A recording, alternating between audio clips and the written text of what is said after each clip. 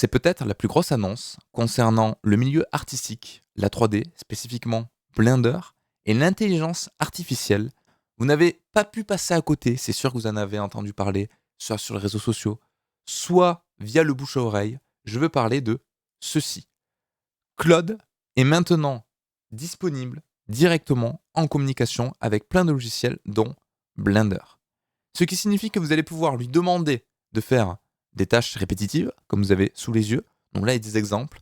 On va sélectionner tous les objets en fonction d'un certain type, un mesh, une texture, une nomenclature. Et vous pouvez faire des traitements génériques sur ce dernier. Alors ça veut dire quoi pour l'avenir? Est-ce que c'est toujours utile d'apprendre Blender? Quelles sont les limitations, les avantages, les inconvénients? On va pas vraiment revenir sur le côté éthique de l'utilisation de l'IA. J'ai déjà fait une vidéo qui parle de ça. Mais voilà, c'est un exemple. Si jamais, sachez que c'est pas uniquement présent sur Blender. Il y a plein d'outils qui vont être petit à petit rajoutés et qui ont déjà été rajoutés en termes de communication avec Claude AI. Ces outils, je peux vous les montrer, hein. C'est tout ce qui est un petit peu artistique, donc ça pose plein de questions. Claude est maintenant connecté aux Creative Tools. On a Ableton pour la musique, on a Adobe Creativity pour tout ce qui est Photoshop, Premiere, etc. On a Affinity, on a Fusion, on a le fameux Blender, dont on va discuter un petit peu plus en détail aujourd'hui. On a, alors ça je ne connaissais pas, je suppose que c'est quelque chose qui est également un aspect artistique, sinon il ne serait pas là. On a SketchUp et on a Splice. Donc tout ceci, ça veut dire que la musique, la 3D, l'imagerie, l'infographie, la conception 3D, la CAO, l'architecture, tous ces milieux-là vont aujourd'hui et demain être impactés par l'intelligence artificielle. Alors à quel niveau? Est-ce que vraiment ça va faire du mal à l'industrie? Est-ce qu'il faut voir ça vraiment comme un outil qui va aider les artistes? En tout cas, la communication faite par Claude, c'est ça. C'est le but, ce n'est pas de remplacer les artistes. Le but, c'est de vous fournir un assistant personnel intégré au logiciel. Et ça existe déjà quand même depuis pas mal de temps sur d'autres outils. Si vous allez sur Gmail, vous avez Gemini qui peut vous aider pour résumer les mails, pour résumer des réunions si vous avez la version pro, pour vous trier des mails, pour rajouter des libellés automatiques. Donc tous les trucs que vous pouviez faire, tous les traitements de masse en fait et répétitifs, Gemini le fait déjà. Pareil sur YouTube. Pour ceux qui créent des vidéos sur YouTube, vous avez certainement remarqué que maintenant, Gemini permet d'analyser des vidéos, vous proposer des vidéos en fonction du moment où les gens ont cliqué dessus, qu'est-ce qu'ils ont regardé. Donc ça fait une sorte d'analyse de big data pour vous conseiller sur ça.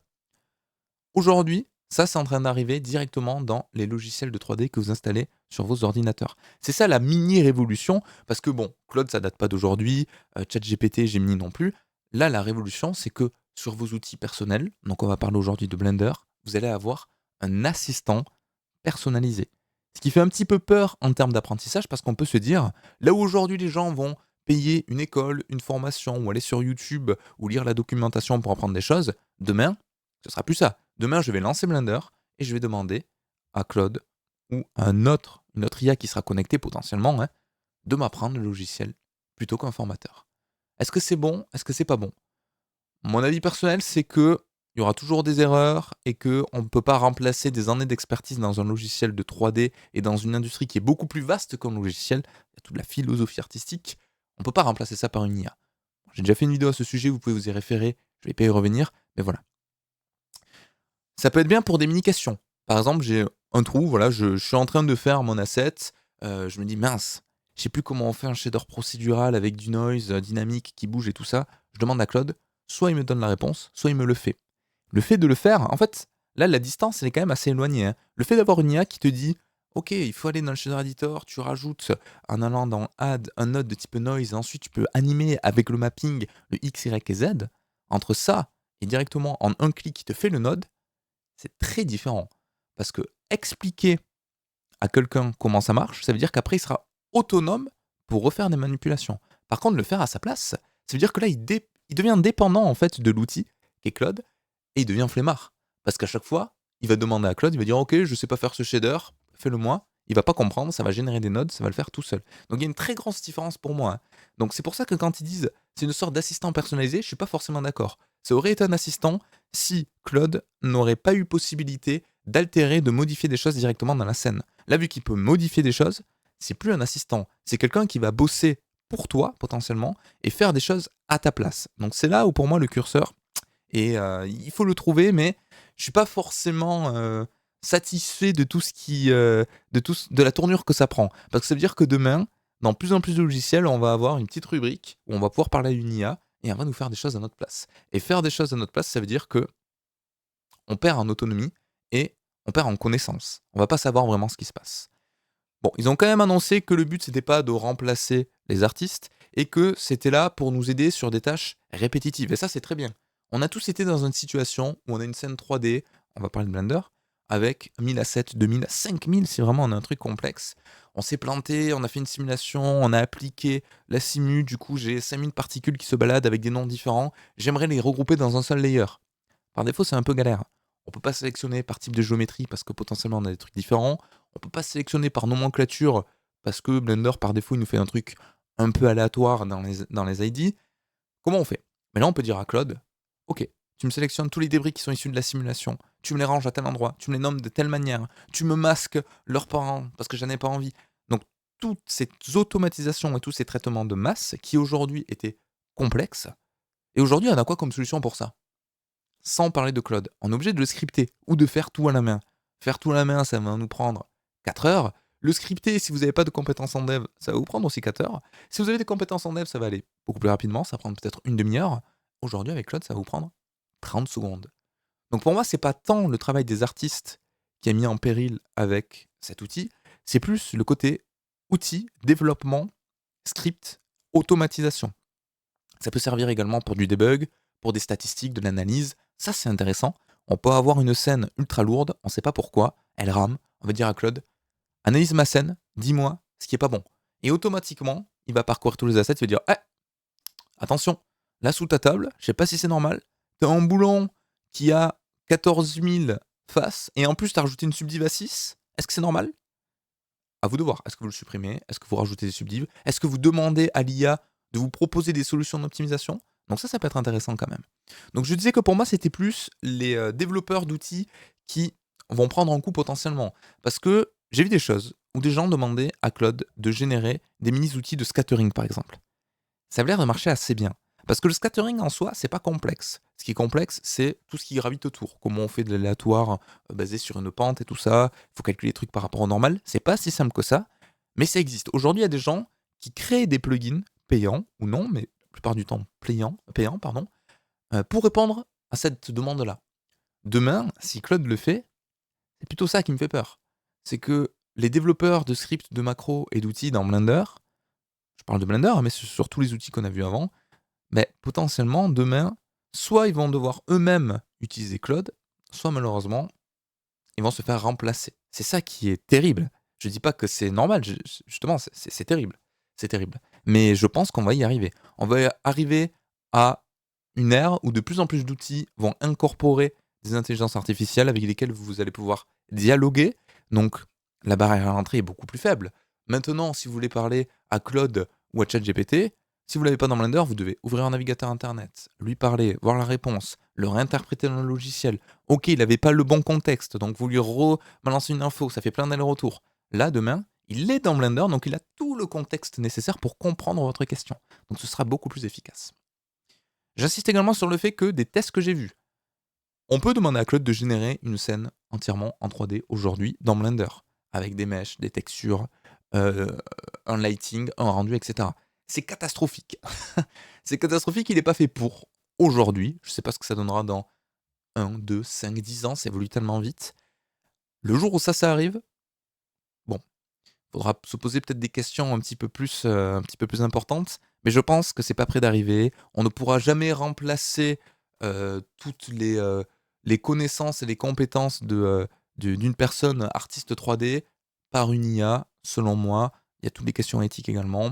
Bon, vous faites votre propre avis. J'ai déjà fait, comme j'ai dit, une vidéo qui traite de ce sujet, donc vous pouvez aller la regarder si jamais ça vous intéresse. Il y en a qui se sont amusés à générer des outils également en géométrie node. Catastrophe également. Alors le résultat est plus ou moins convaincant, mais par contre, c'est un petit peu comme au début quand l'IA faisait du dev. Et c'est aussi le cas un petit peu aujourd'hui, mais récupérer ce dev-là, c'est très compliqué. C'est presque inexploitable parce que l'IA a une philosophie, une méthodologie de travailler qui n'est pas forcément la vôtre. Donc maintenir un dev fait par un autre humain, c'est déjà compliqué. Donc fait par une IA, ça l'est encore plus.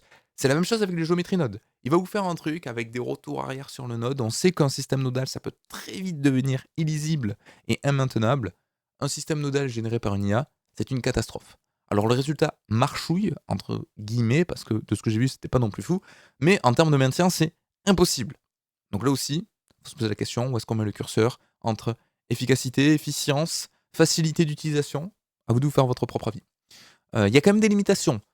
Le prix, le nombre de tokens, je sais pas exactement à quel point ça bouffe, mais potentiellement générer une scène 3D, ça va vous utiliser tous les tokens de votre journée et du coup vous allez être bloqué. Donc l'autre question qui revient souvent, parce que je l'ai vu dans des commentaires sur cette vidéo en question, de la présentation de Claude ou sur Twitter ou autre, c'est: «Est-ce que ça vaut encore le coup d'apprendre ces logiciels-là? Est-ce qu'aujourd'hui, je dois apprendre Blender, sachant que Claude peut m'aider dans tout ce que je fais? Il peut me prendre par la main et m'aider?» Alors moi, la réponse rapide, c'est bien sûr que oui. Continuez à apprendre ces logiciels-là. En fait, Claude, c'est pas un prof. C'est pas un professeur d'école. C'est pas un formateur. C'est pas quelqu'un qui vous fait une vidéo sur YouTube qui vous montre quelque chose. C'est quelque chose qui va vous cracher directement un résultat. Et pour moi, ça ne remplacera jamais, même si un jour Claude vous simule un apprentissage, entre guillemets, ça ne remplacera jamais des années d'expérience d'enseignants ou de personnes qui ont baigné dans la 3D, qui connaissent bien les tenants et aboutissants de l'artistique, de la technique, toutes ces choses-là. C'est tellement complexe, c'est tellement une philosophie particulière, propre à l'humain, que l'IA ne pourra jamais vous apprendre comme un véritable professeur le fait. Donc, faut-il toujours apprendre Blender ou faut-il uniquement se référer à une intelligence artificielle? Selon moi, il faut continuer à apprendre. Il faut voir ça vraiment comme un outil qui va vous permettre de faciliter certaines choses. Un peu un pense-bête en mode: «OK, j'ai oublié comment on fait ça.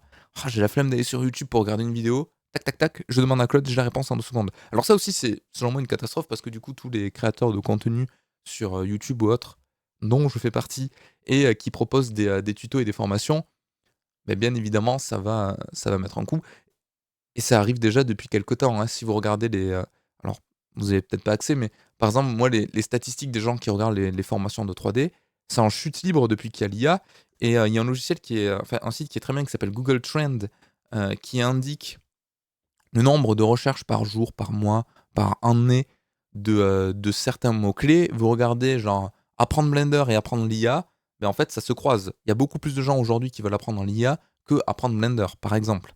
Donc ça va accentuer un petit peu cet effet-là. Les gens vont devenir de plus en plus flemmards ou vont penser faire une optimisation de temps en demandant directement à Claude. Mais pour quel résultat? Ça, une fois de plus, c'est une question un petit peu plus philosophique. Je vous laisse vous faire votre propre avis. Mais selon moi, oui, il est toujours utile d'apprendre les logiciels qu'on a cités avant, à savoir Photoshop si vous voulez faire des trucs un petit peu plus 2D, Blender si vous voulez faire de la 3D, Ableton pour faire de la musique, bien évidemment. Donc il faut vraiment voir ça comme un outil qui vous assiste, comme une boîte de dialogue en fait, auquel vous allez pouvoir poser des questions. Mais ça ne remplacera pas les artistes, ça ne remplacera pas, sur le court terme, je pense, les professeurs. Et ce serait vraiment une erreur selon moi de se dire: Blender, en vrai, je le lance, je connais rien, je demande tout à Claude. Pour moi, ça n'a aucun sens. Vous allez forcément être bridé sur des trucs, vous n'allez pas comprendre ce qui se cache derrière, donc c'est pas la bonne approche. Je vous laisse me dire dans les commentaires quel est votre avis sur ça. Est-ce que vous trouvez que c'est une bonne chose, une mauvaise chose? Je sais qu'il y en a qui vont dire: «C'est une catastrophe, c'est la porte ouverte à, un outil totalement manipulé par une IA, on va pas savoir ce qu'il fait» et j'entends tout à fait, hein, je peux comprendre. D'autres personnes vont être un petit peu plus optimistes et vont dire: «Ah c'est pas mal, moi des fois j'avais des scènes, ça ramait, je savais pas pourquoi, c'était compliqué de débugger. Là je vais pouvoir demander à Claude». Effectivement, si on le voit avec cet axe-là, effectivement c'est une bonne chose. Donc moi j'attends vraiment de voir comment ça évolue. Parce qu'effectivement, là, Claude a possibilité de communiquer avec Blender, donc ça veut dire que demain, il peut faire tout et n'importe quoi à l'intérieur de votre Blender, sans que vous le sachiez. Peut-être qu'il va vous générer, imaginons quelqu'un qui ne connaisse pas du tout la 3D. Il va demander à Claude de générer, je sais pas, un modèle 3D d'une souris. OK, visuellement, il aura sa souris, mais imaginons, je sais pas, il a 15 millions de polis. Il va pas le savoir, le l'apprenti 3D, il va pas comprendre.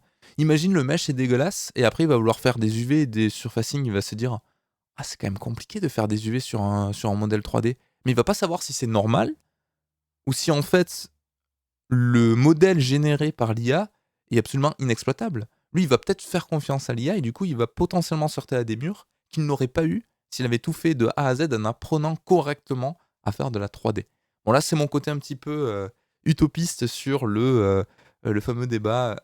C'est bien d'apprendre de A à Z de manière soit autodidacte, soit en passant par une formation. Mais voilà. Bon, en tout cas, vous pouvez me dire ce que vous en pensez dans les commentaires. Pour ceux qui ont testé, parce que moi, j'ai pas testé, j'ai vu plein de vidéos, mais j'avoue, un petit peu la flemme d'installer 50 millions de logiciels sur mon PC, sachant que je sais que je vais pas l'utiliser. Moi, je préfère l'ancienne méthode où je me tape la doc, je regarde des vidéos si jamais j'arrive pas à faire un truc, mais je peux comprendre que ce soit un petit peu alléchant quand même de se dire qu'on a un assistant personnel dans le logiciel de 3D, et c'est ce qu'on voit de plus en plus, donc c'est inévitable. Selon moi, ça va arriver dans tous les logiciels. N'hésitez pas à me dire ce que vous en pensez. S'il y en a qui l'ont testé, est-ce que vous avez été convaincu? Quel est votre avis global sur tout ça? Et je vous dis à la prochaine où on fera de la vraie 3D, du vrai Blender, des vrais tutos, des vraies formations. Et on n'utilisera pas forcément Claude. Alors c'est sûr que dans court terme, je ne l'utiliserai pas. Si un jour l'installation ou autre est plus rapide, peut-être que je vous ferai un petit tuto dessus. Mais en toute honnêteté, c'est pas prévu. Donc merci à tous. Merci à tous qui soutiennent la chaîne également sur Tipeee. Votre nom va s'afficher dans quelques instants. Et je vous dis à la prochaine. Ciao tout le monde, à plus.